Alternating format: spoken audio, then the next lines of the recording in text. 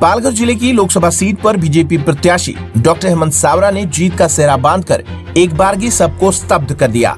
आइए जान लेते हैं कि पालघर लोकसभा सीट पर परिणाम क्या रहे। तो आपको बता दें कि डॉक्टर हेमंत सावरा को आज कुल मतगणना में 6,01,244 वोट मिले और वो भारती कामड़ी से 1,83,306 मत ज्यादा पाकर विजयी घोषित हुए। यूबीटी उम्मीदवार भारती कामड़ी को कुल 4,17,938 वोट मिले और वह दूसरे स्थान पर रहीं। तीसरे नंबर के उम्मीदवार राजेश पाटिल 2,54,217 वोट उन्हें मिले, जो विजेता हेमंत सावरा से 3,46,727 मतों से पीछे रहे। इस लड़ाई में कुल 10 प्रत्याशी रहे और नोटा को 23,385 वोट मिले। 4 जून की सुबह 8 बजे मतगणना की शुरुआत हुई। पालघर लोकसभा सीट के लिए लड़ाई त्रिकोणीय मानी जा रही थी। लोग निर्णय नहीं कर पा रहे थे कि विजयश्री किसको मिलने वाली है।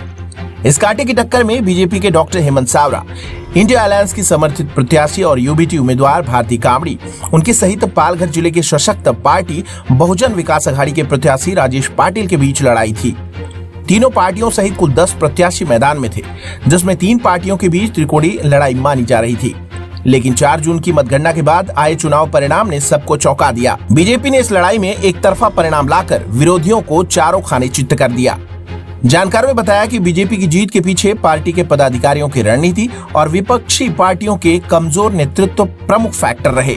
बात करें शिवसेना यूबीटी की तो भारती कामड़ी का नाम सबसे पहले प्रत्याशी के तौर पर सामने आया था, जिसके बाद उन्होंने सबसे पहले चुनाव प्रचार की शुरुआत भी की थी।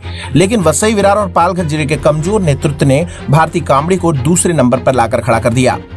पालघर जिले के सूर्या गोदाम में आज सुबह 8 बजे मतगणना की शुरुआत हुई। इसके पहले भारती कामड़ी मतगणना स्थल पर पहुंची, लेकिन मतगणना के लगभग 2 घंटे के अंदर ही भारती कामड़ी को शायद परिणामों का अंदाजा हो गया, इसलिए वो मतगणना स्थल से उन्होंने जाना ही उचित समझा।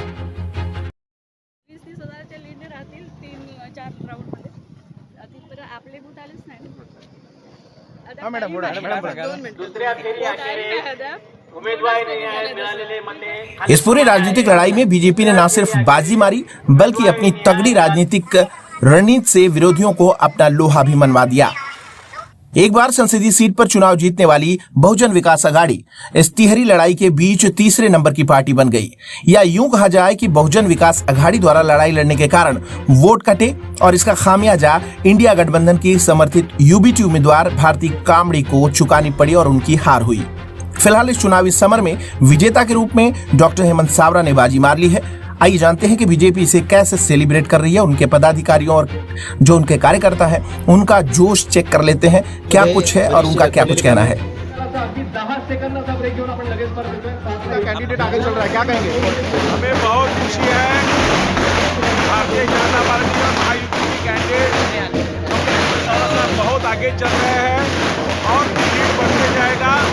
यहाँ के मतदाताओं ने भारतीय जनता पार्टी के ऊपर विश्वास रखा है। देश के आज आपकी जीत और आपकी अघाड़ी की जीत पर ये बहुत अच्छी बात है। पालघर लोकसभा में हम लोग ने जो सोचा था उस प्रकार हम लोगों को लीड मिली है। 1 लाख के ऊपर अभी हम लोग लीड के ऊपर है और पालघर लोकसभा के अंदर हमारे आने वाले खासदार डॉक्टर हेमंत सावरा जी ये पालघर का विकास करेंगे। खास करके वसई, नालासोपारा, विरार, नायगांव, इसका जो विकास जो रुका हुआ था उस विकास को गति देने का काम हमारे आने वाले खासदार डॉक्टर हेमंत सावरा करेंगे। ये विजय पंतप्रधान नरेंद्र मोदी जी, देवेंद्र फडणवीस जी हमारे नेता, महाराष्ट्र के मुख्यमंत्री एकनाथ शिंदे जी, और ये विजय में सबसे बड़ा किसी का ये है योगदान है तो हमारे पालक मंत्री, हमारे कोकण के और महाराष्ट्र के नेता रविंद्र चव्हाण साहब का है। तो और उनके मार्गदर्शन में हम सभी प्रमुख कार्यकर्ताओं ने जो लगन से काम किया महायुति के, उसमें लोगों ने कमल के साथ में और महायुति के बाजू में लोगों ने हमें कॉल दिया है।